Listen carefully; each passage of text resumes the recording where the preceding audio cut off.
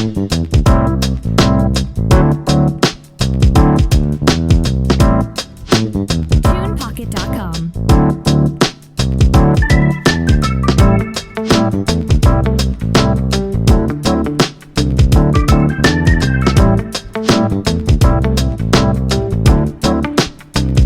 TunePocket.com.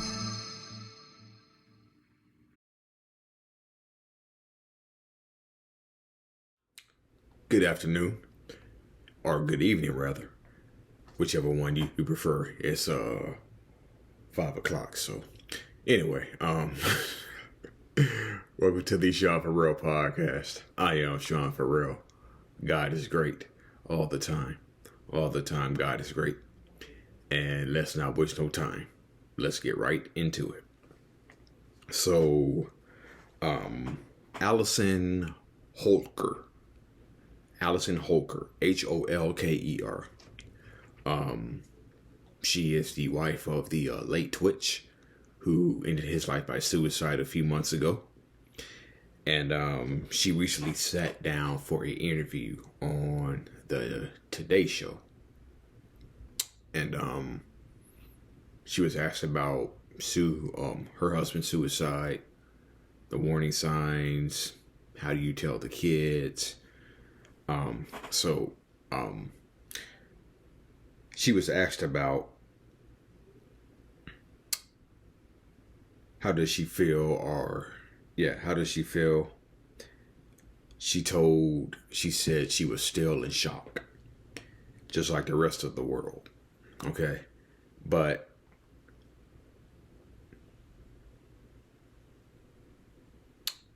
I believe that she's still in shock. Okay.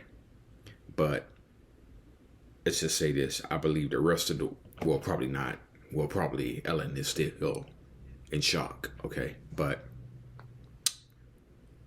Twitch's wife is still in shock. I would say the rest of the world was in shock for a few days or like a week. And then they had moved on to something else. But she's still in shock. She mentioned how he wanted to be strong for everyone. And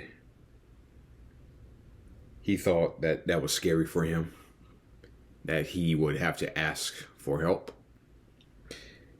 And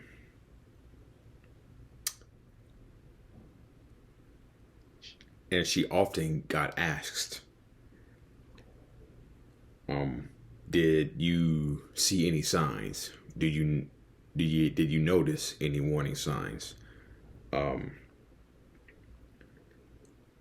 She says she has tried to go back and see what the signs were, but she recently doesn't try to do it as much because she can't change anything that happened. But she says she still talks to him every night through the stars in the sky. He's in heaven now. He's in heaven now. But she says she still talks to him every night.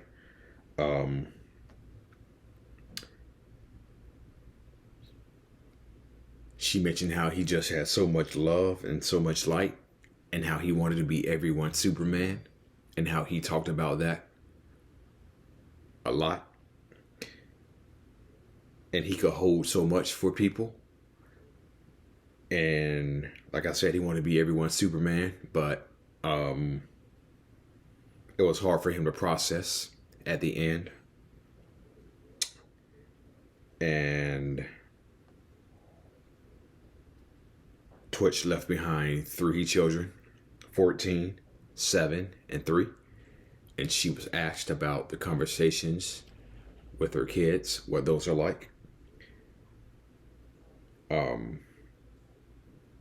She said those conversations were hard, and she wouldn't wish that for anybody who loses a loved one to suicide, or anytime they lose a loved one any form of a death. She says communication is the key. Her children often ask her, when is daddy coming back?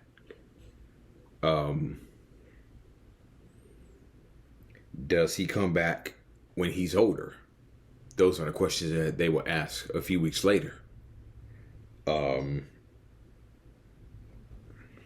phone is going off. Hang on. My phone is going off.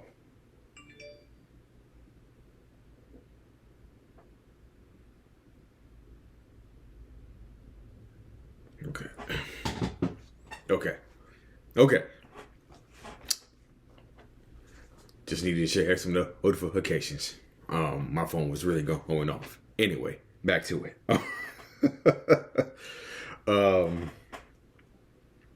So one day she walked into her children's room and she said, and she asked her children what they were doing. And her children said, talking to daddy. Yeah.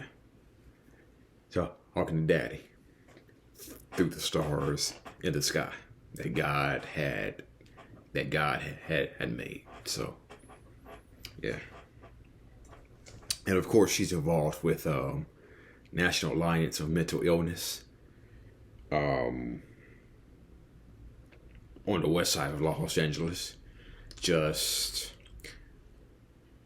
wanting to normalize conversations, mental health conversations, seeing as this is Men's Mental Health Month. Just think we need to normalize conversations, not just around mental health, but depression, anxiety, suicide. I mentioned that she said how she went back and how she could spot, and could she spot any signs? Well, sometimes there is no signs. No, sometimes there is no signs. Okay? Sometimes there is no signs of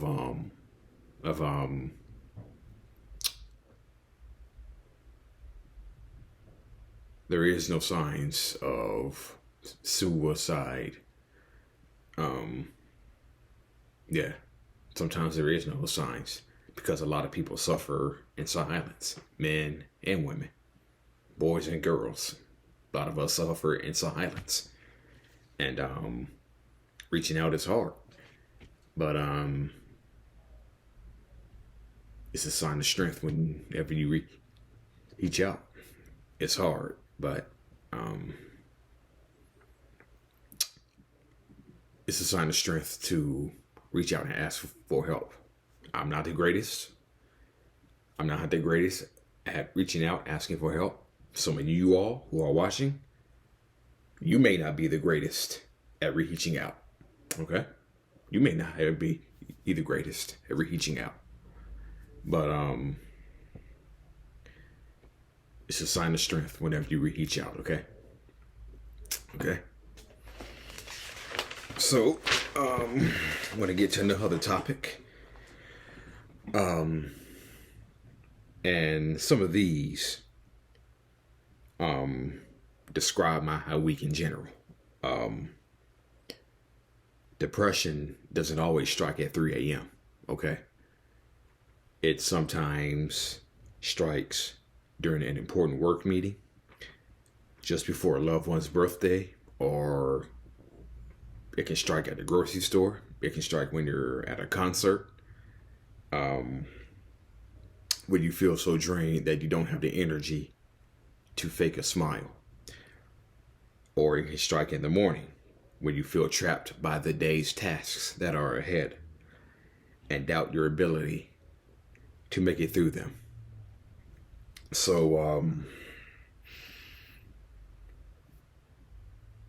during an important work meeting, for those of you who may not know, I made 10 years at UPS, okay? I made 10 years at UPS.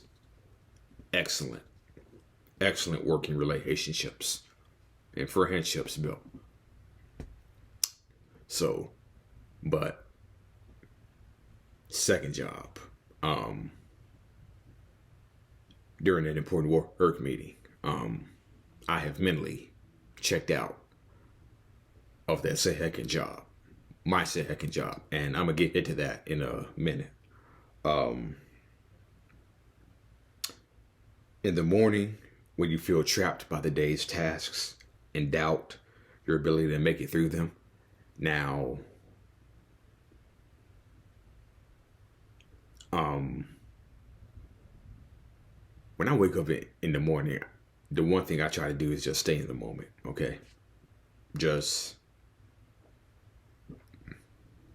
think about you just woke up, you're at home, you're still at home, you haven't left for work yet. Um, just focus on getting ready. And the one thing I say to myself, I don't think about work until I'm actually on the clock. Um,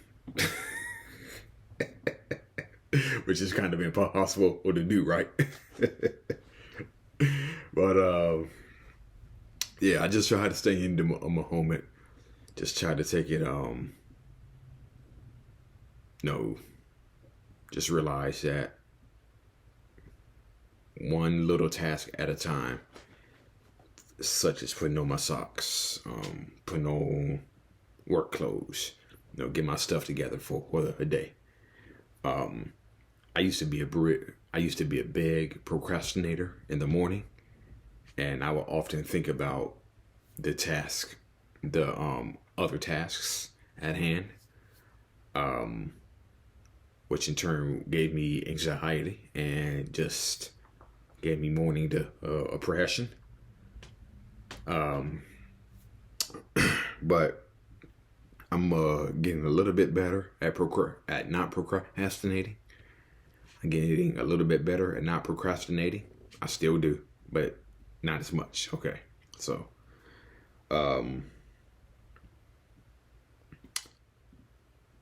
just before a loved one's birthday party, where you suddenly feel so drained that you don't have the energy to fake a smile. It doesn't have to be at a birthday party. Again, it can be when you're at the grocery store, at a concert, when you're at work, when you're driving home, when you're out hitting food. I've mentioned to you all,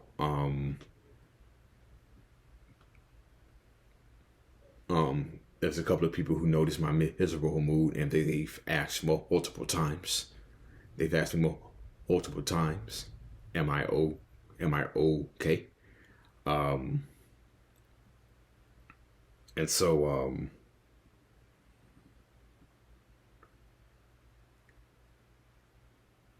and this kind of ties into the other thing during an important work meeting. Okay, so I just mentioned my first job and I mentioned my second job. I am actively trying to get out of that second job. Okay, so there was an important work meeting that it was only like a 2-3 minute meeting, and I was asking questions. They were asking me questions, and I don't think they realize that I have mentally checked out of that second job. Okay, so let me use a sports metaphor. Okay, Isaiah Thomas was telling a story. Basketball Hall of Famer, NBA champion Isaiah Thomas was telling a story about how he knew his career with the Pistons was finished. And one day they had a 11 o'clock shoot around, and he was looking at his watch, timing himself, looking at his watch to go to the bus, and he was like, I don't want to go to practice. I don't want to go to shoot around. And that's when he said he was done.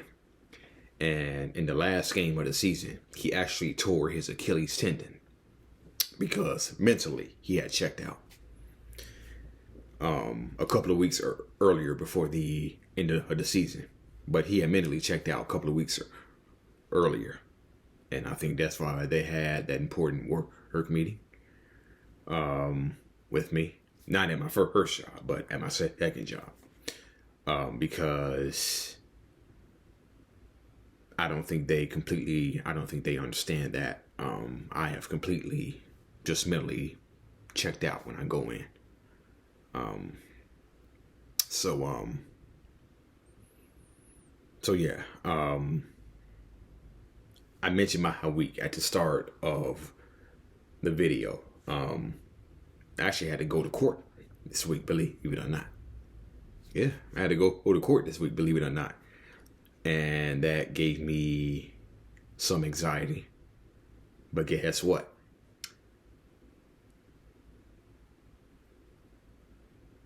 They gave me some anxiety, but there was like a little bit of a calmness there. There was like a little bit of calmness there. So I wasn't as anxious. I wasn't as nervous going to a court. It had to be God. That's all I can say. That had to be God. Because I wasn't anxious. I had some anxiety, but